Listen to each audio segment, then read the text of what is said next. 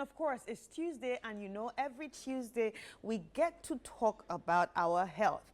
And you know, this segment is brought to you by the Bank Hospital. So today we are going to be looking at a critical but often misunderstood health condition, and it's hepatitis.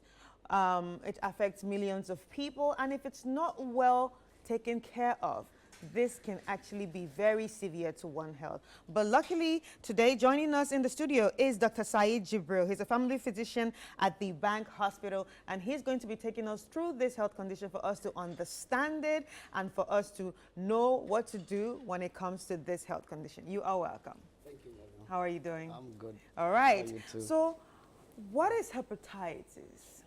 Okay. Hepatitis, it's, so hepatos, it's a Latin word, which means the liver. Yes, then once you add the itis, then it becomes inflammation. So hepatitis basically means that inflammation of the liver. Yes, and why should we talk about inflammation of the liver? You know how the liver is very important in our body. You know, it helps to detoxify many toxins from our body, and then also synthesize a lot of elements that we need we need to live healthy. For instance, if your liver is not functioning well and you have a cut, you could just bleed perpetually. Oh yes, it produces. Oh yes, it produces elements we call coagulation factors. You know, that is just by the way. Yes. So hepatitis can be caused by varied chemicals, toxins, including some some drugs, some herbal medications, viruses, bacteria, and yes, and other chemicals. Right. So how does it affect the liver, though? Yeah. How does it get the liver? How does those things really affect the liver? So it's in the blood. So these things we're talking about. So if you take a drug or you get an infection, it will circulate in your blood. And the liver also needs blood to survive, let me put it that way. So once the blood travels to the liver with this chemical or this virus, then it harbors in the liver and it will affect the liver. It will cause it to inflame. Right. Kind of burn it, you know. Wow. You know, yeah. So what are the different types of hepatitis that we have? Because oftentimes we hear there is hepatitis B. Usually everybody's talking about the B. Go and check for hepatitis We'll talk about B. the B. We'll talk about the B. Like, what are the different types that we have? Okay. So like we've defined hepatitis, we now know what hepatitis is. When it comes to the viruses that cause hepatitis, they are the most common. There are up to 5 viruses. We have hepatitis A, hepatitis B, hepatitis C, D, and E. Yes, there are 5 of them. Yes, A to E, D and E. That causes the inflammation of the liver. The A and the E usually will cause an acute infection. Okay. Yes, and we get them by, you know, taking in a contaminated food, drink, water. Yes. What we call the fecal oral route, sometimes from fecal matter contaminating something. You can get the A or the E. They are acute. Within 3 months, either they would have caused their harm or your body would have dealt with them. You know, then they go away. And they clear it, Yes, your body clear it. The other 2, the B and the C, are the most dangerous ones, and they are the most which afflict us a lot because they are chronic. Yes, once they infect someone, they could be there after 6 months, and they could perpetually be with the person for the rest of the person's life till either they kill the person prematurely or they cause other damages. Yes. And how is each transmitted? Yeah, so for the B and the C, hepatitis B and C, are basically transmitted through fluids, so blood. If you've been, if you have a needle prick, for example, for we health workers, yes, if you had a needle prick that was contaminated with an infectious blood, you could get you could get the infection.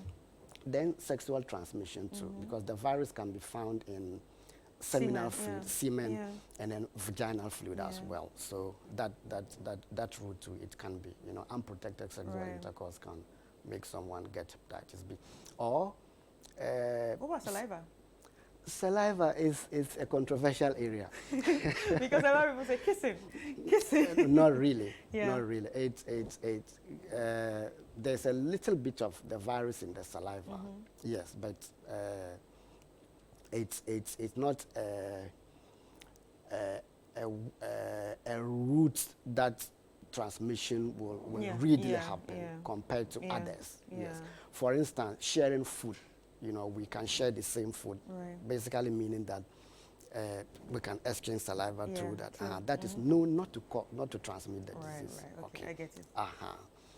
So, breastfeeding too is not described as a means of transmission, though you can find some little of the virus in breast milk. So we will encourage mothers who have the virus to still breastfeed it. Yes, of course. We'll talk about how we could limit transmission of the virus from the mother to the child. Okay. Then circumcision. Okay. Yes, you have all manner of places in that some countries people go to instead of going to the right places for circumcision. So if you send a child there and they've not sterilized their equipment, they can actually infect your child with hepatitis. Then the manicure. Oh, our nails. Yes, okay. if they don't sterilize their equipment well, and whilst they were beautifying your nails, they scratch your and skin. it's got someone else, and then it can actually be affected. Yes. Then shaving. You know, we go to the barbering shops and all that. If they don't sterilize their materials very well, you could get infected as well. Then acupuncture. I think there are some centers in Ghana where they do acupuncture. Yes, where they put pins. Like the Chinese. Yeah, they put needles on you to relieve pain and all that. Yes, that can cause, that can transmit the virus. Then tattoos. Yes. Because of the needles. Because of the needles. If they are not new, and they use the same one of an infected person, it can affect you. Yes, if they didn't sterilize it well, you can get the infection. Then, of course, the most, let me call it the most important one. Of course, sexual transmission is most important, and that's how most adults will usually get their transmission. But from mother to child, that's a huge area. It's a huge area. Yes, because babies can be born with the infection. Yes. So if the mother has it during the pregnancy, either carrying the pregnancy, the virus can be transmitted to the baby through, tears in the placenta here and there, or even during labor, during the delivery process that day, because of tear here and there with placenta and all that, the baby can be born with the virus. Yes. So now, how can that be, okay, let's say someone has the virus now. What are the type of treatments that the person needs to have? I'm asking this because just 2 months ago, I know someone that lost his life due to hepatitis. And you know, it even went to it even became a cancer before he died. It became cancer? Yes. Sorry. Of the liver before he died. So how can one avoid it, especially if you have been diagnosed of it? Or no, how can one treat it basically if you've been diagnosed of it? All right. So there is treatment, but there's no cure. Okay. Yes, we can talk about what is called functional cure. Yeah. All right, but there's treatment. So first of all, we need to screen. Okay. Okay. So once you screen and you are positive of the surface antigen, then you need to be categorized. I mean, there are guidelines, and we'll talk about the unfairness here. I mean, how policy has been unfair to people with hepatitis B. Let me just digress a little. Yeah. In this country, when you have HIV, anybody with HIV gets treatment as a subsidized price. Yeah. Anybody with tuberculosis is treated for free. Okay. Meanwhile, hepatitis kills more than these two diseases. Yes. So there needs to be a policy that kind of like helps people when it comes to that. There needs to be a policy, yes. So for someone who has the disease, okay, to prevent the person, and that's actually the essence of this talk, we want people to take notice not to get to the stage of cancer, because once you get to the stage of cancer, it's terminal. Yeah. It just cuts your life short, and, Yeah. and that's it. So what you do is to get to the hospital, they will, I think there are guidelines as to how these people will be managed, but the doctors with the patient can use their discretion and go around the guidelines, yes. So there are a category of people currently we will treat with the antiviral drugs, Yeah. yes. So these drugs will suppress the virus to the not to multiply. Not to multiply, yeah. Yes, because the virus causes the damage in the liver when it is multiplying. If it doesn't multiply, it usually doesn't cause any issues. So this antiviral medication will suppress the virus to the extent that at a point you can even take blood looking for the virus and you wouldn't, find it. Yes, Right. yes, So it just that's becomes dormant. becomes dormant, or more like what we call functional cure. Okay. Okay. Yes, the virus can no longer, you know, multiply to the So extent like that, HIV? Is it like HIV? in a way, yes, Yes. you can suppress it, Suppress it. not to cause damage, but you can't cure it. All right. So this person, once you are now on the antiviral medication, you are still followed up. I mean, we can screen you for liver cancer maybe once a year. You can get a scan you do your other markers like the alpha-fetoproteins. And once the doctors realize that there could be a chance that you could be having cancer, then treatment can be started early. But majority of these people who are on treatment and being followed up wouldn't get to the stage of cancer. Yes, because for you to get to cancer and all that, you need your liver to get what is called the necroinflammation and then fibrosis.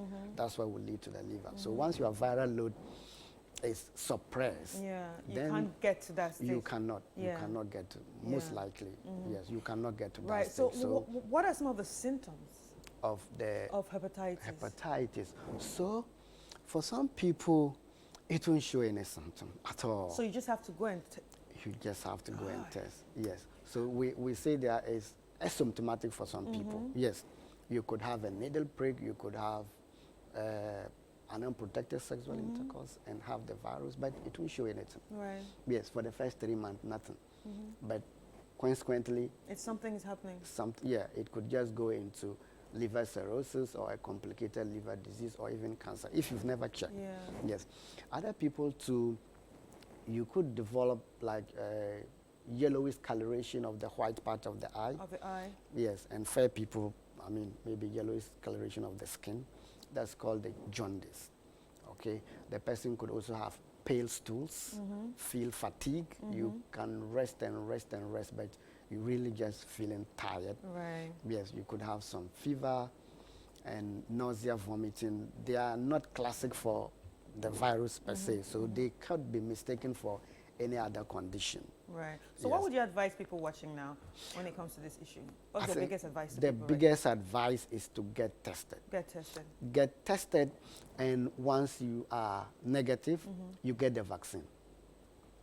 Yes, you get the vaccine. The vaccine is the most surest way To protect yourself. to protect yourself from getting subsequent infection or even getting into the complicated. Right, So right. yes, and the vaccine is available. It's not expensive. I think with 80 Ghana cedis or 80 Ghana so, cedis, you can get a whole course of the Yeah. vaccine. Right. You take the vaccine 3 times, some are up to 4 times, then you get protected. Yes. And of course, another way we can also help is to get our pregnant women tested. Right. I think So in all Ghana, as pregnant we women stand, have to yes, start as testing. we sit here, almost every pregnant woman get tested. Right. Yes. But after testing, how to prevent it from affecting the Affecting, inborn yeah. child now becomes your own burden. I mean, I don't think we have policies that comes to your aid. Yeah. Other countries, they do what they give medications. They are described as antiviral prophylaxis. Right. They give to the pregnant woman so that it will suppress the virus and then it doesn't get to the baby. Right. Otherwise, if no one comes to your aid as a pregnant woman, once you are delivering, get the passive immunity. It's called the immunoglobulin, hepatitis B immunoglobulin. Or you can even add the active vaccine. Once you have your baby, within 24 hours before you start breastfeeding, you take those. the baby get this too. Right. You know, the chances of the baby getting this infection will have been reduced by more than 94%. Right. So where's the Bank hospital located? Okay. We have a number. I mean, if you want to inquire about the Bank hospital, you could just call the number. The number is 030 2739373. Yeah. Yes. Okay. So, Thank you so much. Welcome. Thank you. It was really nice having you, Dr. Saeed Jibreel, who's a family physician at the Bank Hospital. And today we've been talking about hepatitis. And what are you waiting for? Go get tested and protect yourself. And if you already have it, don't be shy. Go to the hospital and start taking treatment, okay? It can actually help you go